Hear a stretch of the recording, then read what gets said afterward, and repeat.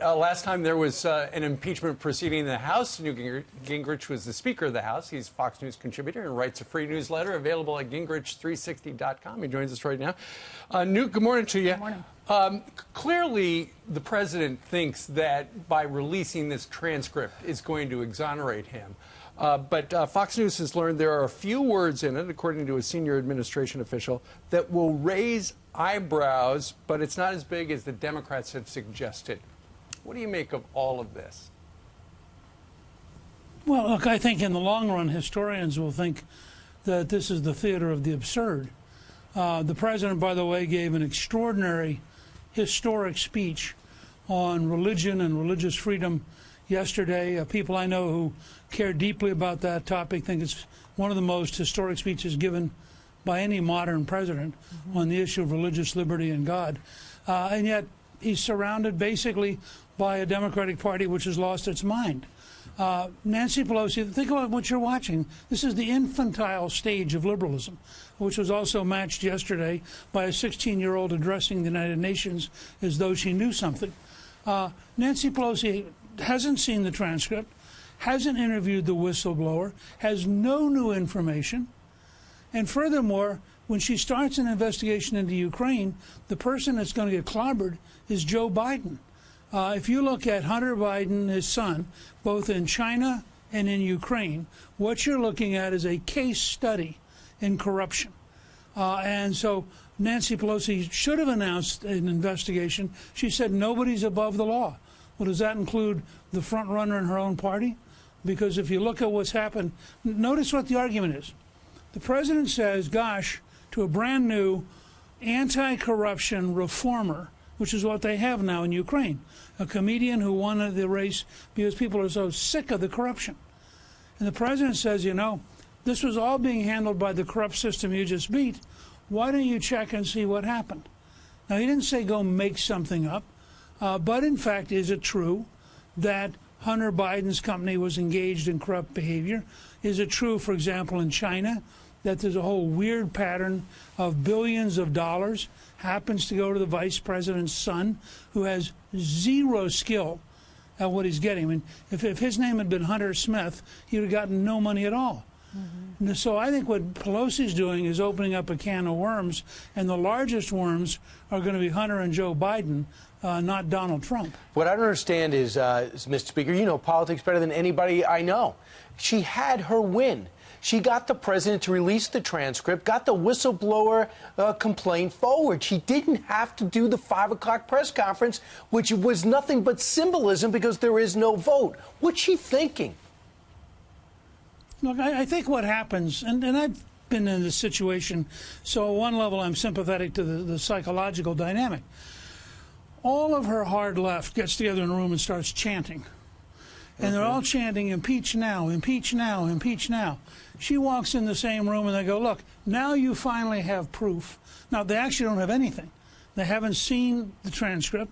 The whistleblower, frankly, is a pretty weird idea. I mean, how can you have a whistleblower claiming something is so secret that they're going to take it to the New York Times and the Washington Post and take them seriously? And the president then, I think, pulls the legs out from under and says, fine, you want to see the transcript? And he did the right thing, by the way, which is they checked with the president of Ukraine to make sure they had his approval, because otherwise, if you're a leader around the world and you think the New York Times and the Washington Post is going to be printing anything you say, you're not ever going to have an honest conversation. Right. So I think Trump actually handled this in a very sophisticated way. If, in fact, you know, you're a normal American, you're looking at $2 billion minimum in China, you're looking at a huge amount of money in Ukraine, all going to Hunter Biden while his father's vice president. And then you look at Donald Trump, as you said a minute ago, there might be 3 or 4 words in the transcript, and you're going to suddenly upset the presidency of the United States over 3 or 4 words. Yeah. I think it becomes an absurdity. Congressman Collins said, yeah, they're going to have problems with and, or, but. Those are the 3 words that they'll have a problem with. Okay, you mentioned Mark Thiessen wrote an op-ed in the Washington Post about the double standard. You mentioned what Joe Biden had done, and there are also these senators that wrote a letter saying that they were pushing the top prosecutor to not close these 4 investigations about Mueller. Nancy Pelosi stood up there yesterday at 5 o'clock, and she said he must be held accountable. He betrayed the oath of office. But if you look at the Wayback Machine, this is what she said back in 1998 when Republicans were trying to impeach Bill Clinton. Listen to this. This was posted on Ryan Saveda's Twitter page from the Daily Wire. He's a reporter for the Daily Wire. Watch. Today, the Republican majority is not judging the president with fairness, but impeaching him with a vengeance.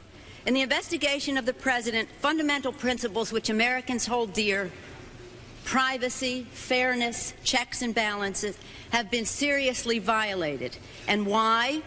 Because we are here today because the Republicans in the House are paralyzed with hatred. Until the Republicans free themselves of this hatred, our country will suffer. Newt, what's your response? Well, my response is that this is all part of the left's effort to rewrite history. The fact is, President Clinton committed felonies. He perjured himself in a trial that involved sexual harassment by Clinton as the employer, harassing a subordinate. Now, think about the current psychology if he had done it now. He ended up ultimately losing his license to practice law. He ended up having to pay a penalty. He ended up having to pay off the woman because he had so violated her civil rights. So we were given a difficult challenge because Ken Starr's report came back and said guilty, guilty, guilty, guilty. It didn't come back and say, any of the things that Nancy Pelosi just said. And that's the opposite, by the way, of Mueller. Sure, but Newt, the political reality is, if Nancy Pelosi were to get the whatever she needs, 218 votes to go ahead for impeachment, the U.S. Senate is never going to impeach this president. It's a Republican majority, and it simply would not do it based on what we know right now. Given the political realities you faced, you wound up sending the articles of impeachment to the Senate, where the Senate said, nope, we're not going to convict him. Right. And I think that was in the context of that period, and people looked at the totality, and they said it was right for him to be impeached. It was not right to take him out of office. But the truth was, as I said a minute ago, he suffered Bill Clinton suffered a number of consequences. Here's the other big difference. In the case of Clinton, he had actually broken the law. He'd committed a felony in a case involving sexual predation against an employee. Now, if that happened today, people would be going crazy. That's not the case here. The most they can come up with is, in a case involving Hunter Biden doing a bunch of weird things which made him a ton of money, both in China and in Ukraine, the President of the United States, and we'll have to see when they release it, may have said, wouldn't be a bad deal to go back and look at that now that you don't have corrupt prosecutors. And remember, the election in Ukraine was a comedian turned politician to clean up the corruption. And so this guy actually is probably very sympathetic to President Trump's position. And what bothers me most, by the way, happens to be that when that doesn't look like we're going to get anything done for the rest of the session. What also bothers me, that's the USMCA, any type of prescription drugs, anything on guns, or anything at all. And number two is the President of the United States had a very comprehensive, forward-looking, while it's pointing out his achievements at the UN yesterday. And now the European Union is getting behind the president to renegotiate the Iranian deal. He seems to have international momentum, and it's being steamrolled by something that could add up to absolutely nothing. That probably is the most frustrating thing. Look, the reality is the elite media hates Trump as much as Nancy Pelosi hates Trump, and the elite media doesn't want to give him a break and won't. And that's reality. I mean, this is not going to change as long as Trump is determined to stand up for America, and Trump is determined to change the swamp and to change the deep state. These people are going to hate him. I mean, so they're not confused.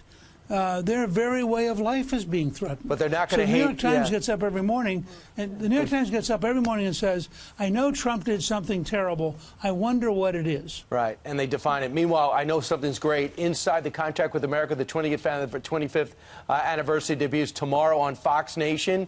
Real quick, Mr. Speaker, what can we expect? Well, we're very excited because it's also going to show on Fox regular channel on Sunday night.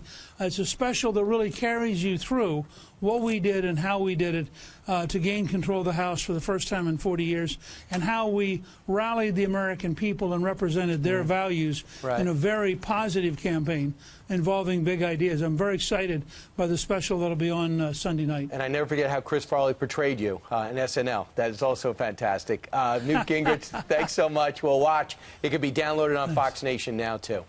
Thank you, Newt. Good to see you.